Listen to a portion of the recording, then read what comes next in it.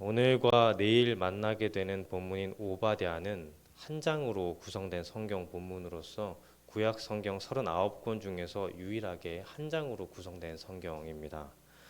안타까운 것은 이 오바댜 선지자가 어떠한 인물이었는지는 정확히 알 수는 없다라는 것인데, 다른 선지서들과는 달리 선지자의 가문과 출신이 전혀 소개되어 있지 않고, 또한 성경 가운데 오바댜라는 인물이 몇몇 등장하기 때문입니다. 다만 본문 11절에 예루살렘을 얻기 위하여 제비 뽑던 날, 그리고 12절에 유다 자손이 패망하는 날과 같은 표현을 근거로 하여서 많은 학자들은 남유다의 멸망 후였던 주전 586년 이후에 활동한 인물로 보고 있습니다. 이 오바댜라는 이름의 뜻은 여호와의 종입니다. 또한 이 이름은 에베드, 번역하면 예배하다, 경배하다라는 동사에서 왔기 때문에 여호와를 경배하는 사람이라는 뜻도 우리가 생각해 볼 수 있습니다.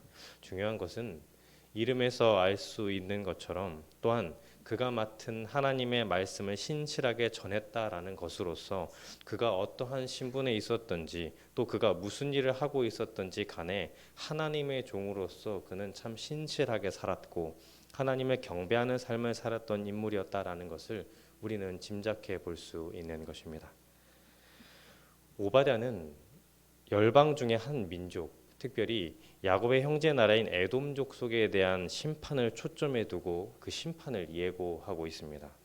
그렇다면 에돔이 심판받아 마땅한 이유가 있었을 텐데요. 크게 두 부분으로 우리가 요약해 볼 수 있는데, 먼저는 오늘 본문에 기록된 바와 같이 그들의 교만이 첫 번째 문제였습니다. 두 번째로는 내일 본문에서 볼 수 있듯이 그들은 형제의 불행을 즐겼다라는 것인데, 그들은 형제 야곱을 미워하고 포악을 저질렀을 뿐만 아니라 유다 백성이 환난을 겪을 때 그것을 보고 즐거워했습니다. 이에 하나님께서는 이러한 에돔의 편협함과 교만, 환난의 잔인함을 잊지 않고 심판하실 것을 말씀하시고, 또한 그 심판에서 그치는 것이 아니라 거룩한 남은 자를 회복하여서 하나님 왕국의 유업을 이어나가겠다라고 말씀을 하시는데, 이제 그러한 내용을 전해드리는 것이 이 한 장에 담긴 오바댜서입니다. 이 가운데 오늘 본문 1절에서부터 9절은 이 에돔에게 내려질 이 심판이 내려질 것을 경고하면서 이렇게 시작하고 있습니다. 본문 1절 상반절이 이렇게 기록합니다. 오바댜의 묵시라, 주 여호와께서 에돔에 대하여 이와 같이 말씀하시니라. 여기서 묵시로 번역된 히브리어 하존은 계시, 말씀, 약속 이러한 의미로 사용되는 단어로서 하나님께서 지금 오바댜를 통해서 에돔에게 하시는 말씀이다라는 뜻입니다. 한 국가의 대사가 대통령의 명을 받고 다른 나라에 가서 말을 전하게 되면 그것은 대사가 자기 입으로 말을 전했을지라도 그것은 대통령의 말입니다. 선지자들이 전하는 하나님의 말씀도 이와 동일합니다. 그렇다면 그 내용이 어떠한 내용이었을까요? 본문 1절과 2절을 보면 하나님께서 여러 민족에게 천사를 보내셔서 말씀하시기를 일어나 에돔을 쳐 부수러 가자라고 말씀하십니다. 그리고 그 결과로 에돔은 아주 작게 보잘것없게 될 것이고 굉장히 경멸을 당하게 될 것이다 라고 말씀을 하시는데, 에돔이 그렇게 되는 이유는 여호와 하나님께서 지금 직접 개입하셨고 또 여호와 하나님께서 이루시는 그 의로운 심판 때문임을 우리 본문에서 알 수가 있습니다. 그렇다면 이처럼 하나님의 의로운 심판을 받을 수밖에 없었던 것, 당시 그들의 문제가 무엇이었는가? 본문 3절과 4절을 우리 다시 한번 봉독해 보도록 하겠습니다. 함께합니다. 너의 마음의 교만이 너를 속였도다. 바위 틈에 거주하며 높은 곳에 사는 자여, 네가 마음에 이르기를 누가 능히 나를 땅에 끌어내리겠느냐 하니 네가 독수리처럼 높이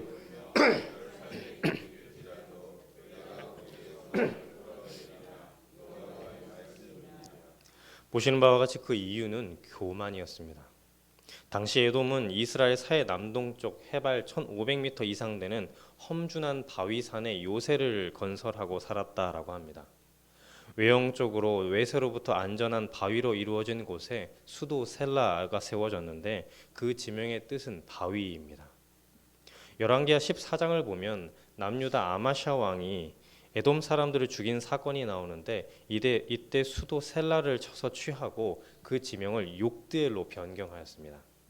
이처럼 아마샤 왕이 셀라를 정복한 적이 있기는 했지만 그럼에도 불구하고 사실 에돔은 천연 요새로서 매우 함락하기 어려운 곳이었다라고 합니다.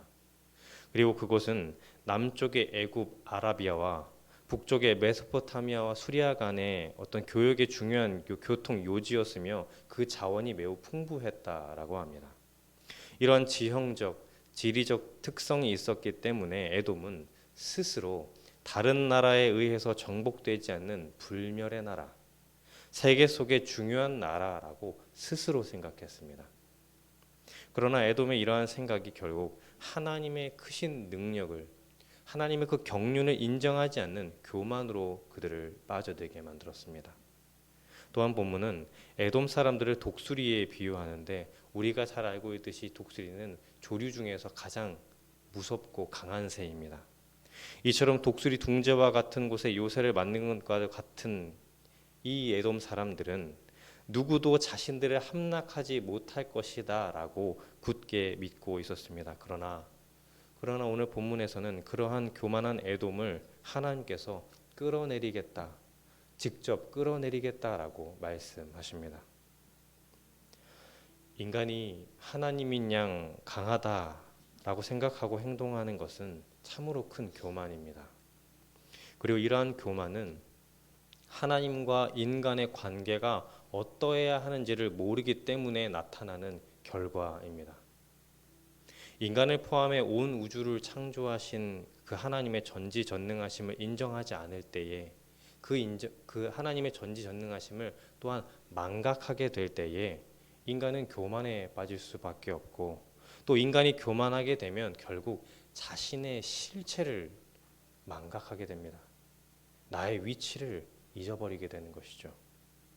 그 결과 교만하게 되면 자신이 얼마나 부족하고 연약한 존재인지를 모르게 됩니다. 그래서 3절에서와 같이 하나님께서는 에돔을 꾸짖으시는 것입니다. 바위 틈에 거주하며 높은 곳에 사는 자였던 에돔은 어느 나라도 자신들을 정복할 수 없다는 자신감에 넘쳐 인간 역사의 주관자이신 하나님을 망각하고 말았던 것입니다. 예, 이러한 교만한 에돔에게 하나님께서는 4절에 내가 거기서 너를 끌어내리리라 라고 말씀하십니다. 그러나 우리가 이 가운데 잊지 말고 함께 생각해 볼 것은 이러한 교만이 당시 에돔 사람들만의 특성은 아니다라는 것입니다. 형태와 양상만 다를 뿐 오늘을 사는 우리도 가장 쉽게 빠지기 쉬운 자리가 바로 교만의 자리 아니겠습니까? 실제 연약한 인간은 비록 큰 부와 큰 권력을 가지지 않더라도 생활 기반이 조금만 안정이 되면 자신도 모르게 하나님을 망각해버리고 자신의 힘으로 무엇을 할 수 있다라는 큰 착각에 빠지게 됩니다. 그렇기에 내가 마음만 먹으면 무엇이든 할 수 있다라는 생각에 빠져 있다라면 하나님과 또 나의 관계가 결코 온전할 수가 없는 것입니다. 교만은 하나님의 도우심 없이는 하루도 살아갈 수 없는 우리의 실체를 망각하게 만들기 때문입니다. 그리고 자신의 실체를 제대로 모르는 것은 곧 창조주 되시는 하나님을 제대로 모르는 길로 우리를 인도합니다. 이에 우리는 우리의 삶이, 우리의 인생이 철저히 하나님의 손길 위에 있다라는 사실을 결코 잊어서는 안 되며 하나님 앞에서 자녀된 백성된 우리의 실체를 늘 기억하고 살아가야 하는 것입니다. 또한 이어지는 본문 5절은 이러한 하나님의 심판이 결코 대충 이루어지지 않음을 확인시켜 주고 있습니다. 본문 5절입니다. 혹시 도둑이 내게 이르렀으며 강도가 밤중에 내게 이르렀을지라도 만족할 만큼 훔치면 그치지 아니하였겠느냐? 혹시 포도를 따는 자가 내게 이르렀을지라도 그것을 얼마쯤 남기지 아니하였겠느냐? 네가 어찌 그리 망하였는고? 도둑이 남의 집 담을 넘어가 물건을 훔칠지라도 그 집안에 있는 모든 것을 다 가져갈 수는 없습니다. 자신이 가져가려고만 했던 것을 가져가든지 자신이 가져갈 수 있는 정도만 가져가게 되는 것이죠. 또 남의 포도밭에 들어가 서리를 할 때에도 그 포도를 전부 가져갈 수는 없습니다. 하지만 하나님께서는 에돔에게 그렇게 하지 않겠다라고, 남긴 것이 없도록 하겠다라고 말씀하십니다. 이뿐만이 아닙니다. 8절과 9절을 보시면 그 심판의 내용이 점차 짙어지는데, 일반적으로 혹 나라가 망하게 되더라도 지혜로운 사람과 지식이 있는 사람이 있으면 조금 더 빠른 시간에 그 나라를 재건할 수 있을 것입니다. 그러나 하나님께서는 그런 사람들조차 남기지 아니하실 것이다 라고 말씀하십니다. 여기서 9절의 드만은 에돔을 대표하는 도시를 뜻하는데, 마치 에돔이, 모든 에돔 자체가 회복 불능의 상태가 되는 것을 의미합니다. 그만큼 교만의 죄 앞에 주어진 하나님의 심판은 너무나 엄중하게 주어질 것임을 오늘 본문은 여실히 드러내주고 있는 것입니다. 말씀을 정리해 봅니다. 이처럼 하나님 앞에 자신들의 위치를 망각하고 교만했던 에돔은 5절과 6절의 말씀처럼 모든 것이 완전히 사라질 것을 하나님으로부터 듣게 됩니다. 실제 역사적으로 보면 에돔은 주전 322년에 알렉산더 대왕에 의해서 함락당하여서 수만 명이 노예로 팔리고 수천 명의 지도자들이 죽임을 당하는 큰 시련을 겪게 됩니다. 그리고 주후 70년경에 이르면 제1차 유다 로마 전쟁 이후에 인류의 역사에서 사라져버리고 맙니다. 하나님께서는 역사의 경륜 가운데에 그들이 저지른 교만, 악행을 말씀 그대로 돌려주신 것입니다. 그렇다면 그들은 이 심판을 피할 기회가 없었는가? 그렇지 않습니다. 그들은 자신의 나라를 부강하게 만들고 탁월한 외교술로 여러 나라와 동맹을 맺는 일에 깨어있기 이전에, 그 전에 하나님께 대하여서 먼저 깨어 있어야 했었습니다. 그것이 그들의 유일한 피할 길이었던 것이죠. 우리가 잘 아는 잠언 9장 10절이 이렇게 기록하고 있습니다. 여호와를 경외하는 것이 지혜의 근본이요 거룩하신 자를 아는 것이 명철이니라. 아멘. 주신 지혜, 주신 지각으로 먼저 깨달아야 할 것은 자기 자신이 아니라 역사의 주관자이시며 심판하시는 하나님, 늘 우리의 표현대로, 우리가 늘 흔히 하는 표현대로 불꽃 같은 눈동자로 늘 보고 계시는 그 거룩하신 하나님에 대한 깨달음이었습니다. 이에 그들은 하나님의 준엄하신 심판이 있음을 깨달아 늘 삼가 자신들을 돌아보며 하나님을 두려워할 줄 알아야 했습니다. 우리의 하나님은 한없이 크신 사랑의 하나님이시기도 하지만 불의 앞에서는 여지없이 준엄한 심판으로 다스리시는 그런 하나님이십니다. 그렇기에 받은 은혜의 출처가 어디인지, 그 은혜가 어떠한 목적으로 주어졌는지 우리 역시 늘 영적인 눈을 떠 살펴볼 수 있어야 하며, 또한 그러한 지혜와 안목을 주님 앞에 구해야 하는 것입니다. 또한 나를 지키고 이루는 그 산성이 나의 힘과 지혜로 세워진 것이 아님을 알고, 우리는 오직 주님만이 나의 산성이요 나의 요새가 되어 주심을 기억해야 합니다. 그러한 바른 인식 안에 우리와 하나님과의 관계가 또한 바르게 정립되어 가는 것이며, 그 바름 안에서 우리는 자녀된 자로, 백성된 자로 온전히 하나님께 의지할 수 있는 것입니다. 아무쪼록 우리에게 주어진 한 날, 지켜보시는 하나님 앞에서 늘 겸손함으로 살아가며 또 그 하나님을 하나님으로 인정하고 살아가는 그러한 저와 여러분 되시기를 간절히 기원합니다. 기도하겠습니다. 하나님 아버지, 오바댜의 말씀을 두고 우리 마음의 현 주소를 생각해 보며 살아가면 갈수록 내가 손에 쥐고 입고 기대어 사는 것이 하나님이 아닌 나 자신이 아닌가 돌이켜 봅니다.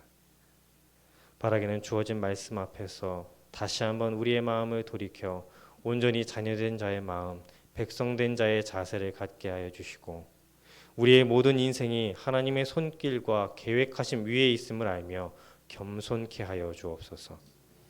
그리하여 나의 산성과 요새는 내가 이룬 어떠한 것이 아닌 오직 하나님 한 분뿐임을 깨닫게 하시고 그러한 하나님께만 의지하며 살아가는 복된 백성 되게 하여 주옵소서.